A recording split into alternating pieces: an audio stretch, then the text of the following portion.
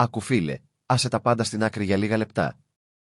Αυτό που θα σου δώσω σήμερα δεν είναι απλές συμβουλές που ακούς και ξεχνάς, αλλά ο πιο γρήγορος τρόπος να τραβήξεις την προσοχή μιας γυναίκας τη στιγμή που σε βλέπει, χωρίς να χρειάζεται να κοιτάξει το πρόσωπό σου, τα χρήματά σου ή ακόμα και τα μαλλιά σου. Να η πικρή αλήθεια που οι περισσότεροι άντρες δεν θέλουν να ακούσουν, ειδικά μετά τα 25, η εμφάνισή σου είναι μόνο το μισό της εξίσωσης. Το άλλο μισό είναι η νοητική σου κατάσταση και η κατανόηση των έμφυτων ψυχολογικών συντομεύσεων που υπάρχουν σε κάθε ανθρώπινο μυαλό.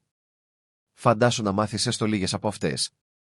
Ξαφνικά, οι γυναίκες θα αρχίσουν να σε βλέπουν πιο ελκυστικό από τη μία μέρα στην άλλη, χωρίς να αλλάξει τίποτα στο σώμα ή στην εξωτερική σου εμφάνιση.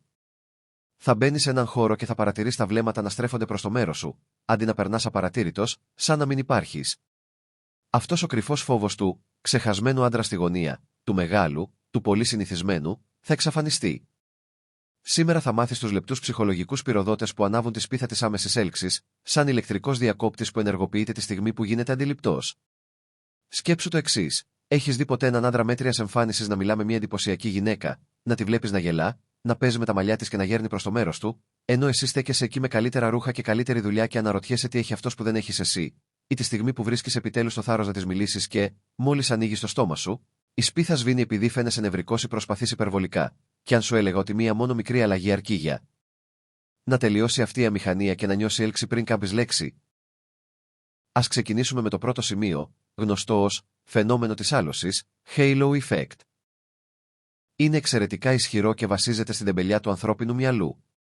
Όταν ο εγκέφαλος παρατηρεί ένα θετικό χαρακτηριστικό σε κάποιον, υποθέτει αυτόματα ότι υπάρχουν και πολλά άλλα.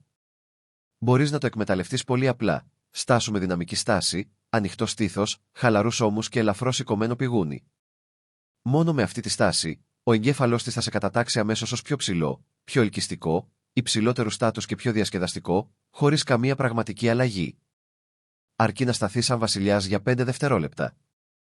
Πολλοί άντρες που δούλεψα μαζί τους φάνηκαν έως και 5 εκατοστά ψηλότεροι στα μάτια των γυναικών απλώς αλλάζοντας τη στάση τους. Αυτό είναι το halo effect στην πράξη. Δεύτερο σημείο. Ο κανόνας της μισής δευτερολέπτου στην οπτική επαφή. Οι περισσότεροι άντρες είτε κοιτούν υπερβολικά, είτε αποστρέφουν το βλέμμα αμέσως σαν φοβισμένοι. Και τα δύο δείχνουν έλλειψη αυτοπεποίθησης. Αντίθετα, όταν συναντηθούν τα βλέμματα, κράτησε το για μισό δευτερόλεπτο, μέτρα νοερά, 1, Μισισίπι, μετά χαμογέλα ελαφρά ηγνέψε και γύρισε το βλέμμα αλλού. Αυτή η στιγμή λέει στο μυαλό της: ενδιαφέρομαι, αλλά δεν έχω ανάγκη. Έχω δει διαζευγμένους άντρες στα 50 τους να χρησιμοποιούν αυτή την κίνηση σε μπαρ και οι γυναίκες να βρίσκουν δικαιολογίες για να περάσουν ξανά μπροστά τους. Η έλξη κρίνεται σε λιγότερο από 1 δευτερόλεπτο, και εσύ μόλις το έστρεψες υπέρ σου. Τρίτο, επιβράδυνε το ανοιγοκλείσιμο των ματιών σου. Οι νευρικοί άντρες ανοιγοκλίνουν γρήγορα τα μάτια τους, ενώ οι ήρεμοι, υψηλής αξίας άντρες το κάνουν αργά. Όταν την ακούς, άφηνε τα βλέφαρά σου να κινούνται λίγο πιο αργά από το φυσιολογικό. Θα δείχνεις ήρεμος, κυρίαρχος και σίγουρος. Ακούγεται απλό, αλλά δες πώς θα σε κοιτά όταν το εφαρμόσεις.